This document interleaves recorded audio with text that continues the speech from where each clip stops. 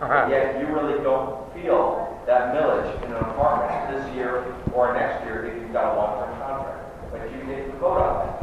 When I was in the State House, I believe that you should only vote on taxation issues if you have a stake in the game. And you're absolutely correct.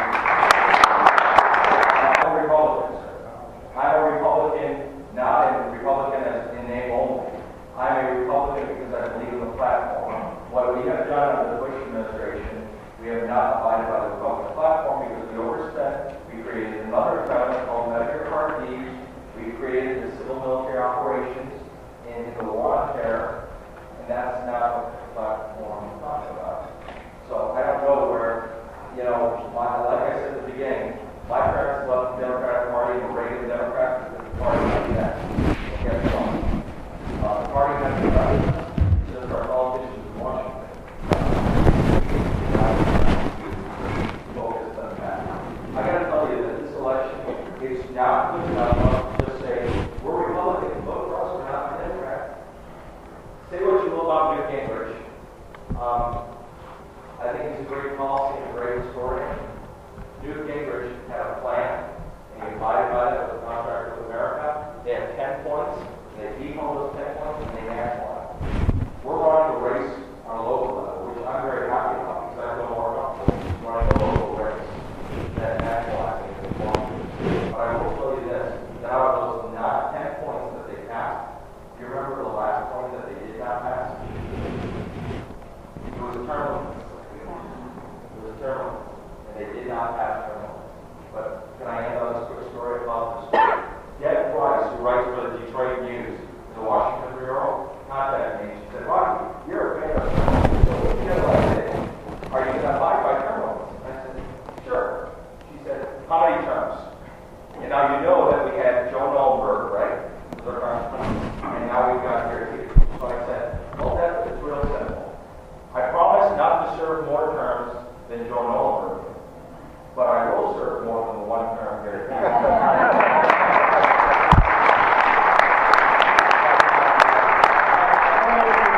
We have some closing comments, and then I will take around a little bit, and we'll take down your phone numbers if we don't get to you. I know the form and we got to close up today, but you were last question, sir. Unless there's full employment and peace in Afghanistan and no oil in the Gulf of Mexico the next few months, Gary Peters is not going to run on his record. He's going to run against his opponent. Yes, sir. And you might not like a negative campaign, but if you are the nominee, you are going to run against him. Oh, yes, sir. So my question is, what's he going to say about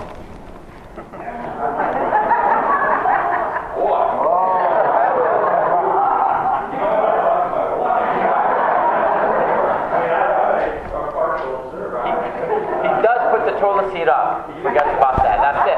That's it.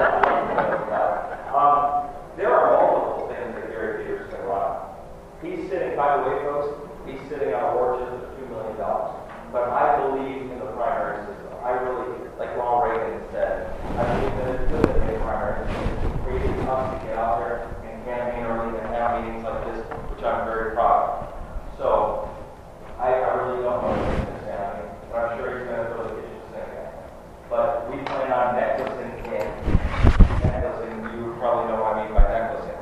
We plan on necklacing him with his record. He sold us out. And any sellout does not deserve to be reelected. Number two, how do we plan on winning this race? And this is a great way to end this discussion, if you don't mind me saying. What you're focusing on is how do you win this race against Gary Peters? Obviously, we're going to be fundraising like crazy after the primary. And a lot of people are sitting on their hands because of the primary and they want to see who's going to win. And I strongly, when you look at all the independent polling and all the newspaper polling, they say we're going to win by far. So, God loves that. Thank you. But here's what it comes down to. How do we win the campaign after that? And this I make very public. I love being a military student, and studying my opponent. And from studying your opponent, you pick up different things. We have studied MoveOn.org, we've studied ACORN. And one of the things we learned about MoveOn.org and They used influencers in society, and they recruited people to get their people out the vote. Now, they didn't win over large Republicans. Republicans were pretty upset. Over what have you, they sat on their hands. So that's number one. A lot of Republicans sat on their hands.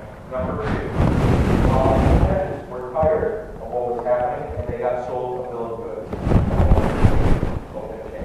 Well, hope you change me, here we are. Number three, how to get their base energized and out of the poll. Today, we are nearing, our campaign is nearing the 1,000 volunteer mark. 1,000 volunteers. There is no congressional campaign being run in the United States that has 1,000 volunteers. And our campaign was so focused that the Washington Post, a liberal newspaper, picked up our campaign because out of all the candidates running, we have the most under $100 contribution from individuals and the most volunteers. And the Washington Post wrote an article and called me up. And how did they know this? I was dumbfounded by how they researched all these records. But they contacted us and wrote an article. So if you go home and again, go to Google, punch in Washington Post, and then wrote us, or RACCK, easy to vote for, hard to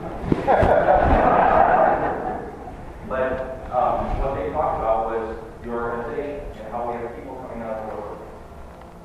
So the plan is this: recruit more volunteers, have those volunteers talk to their neighbors, their friends, their Democrats, their incumbents, their vegetarians, their talk to your friends about who we should support. Number two, find out who's your supporter and make sure those people vote.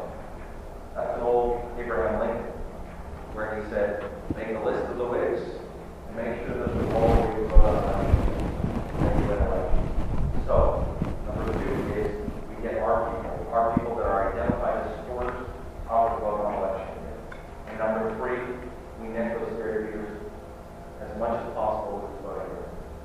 One thing that I would like to point out, and that is this: if money and negative campaigning were to win a campaign, Dick DeVos would have been our governor, because he spent $63 million on race for governor.